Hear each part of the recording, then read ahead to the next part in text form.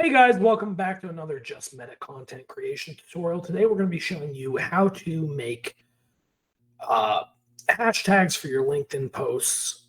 We're going to show you how you can come up with a whole bunch of tags really efficiently, really easily. All you got to do is go to the AI panel, go down to templates. Once you're here, you can go to social media, or you can scroll down till you see the bluish ones here. They're kind of purpley, right? And you'll see Instagram hashtag generator. Once you click on this, all you have to do is add a few keywords that you want your hashtags to be around. So, for example, let's assume that I am a realtor.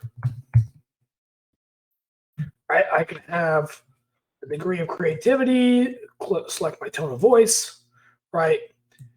The length of my response, let's knock that down to 100, and then just hit generate. Over here, I'll get a whole bunch of hashtags I can use as a realtor. Realtor life, home sweet home, sold, dream home, newly listed, right? All these great ones. As always, you can make some edits.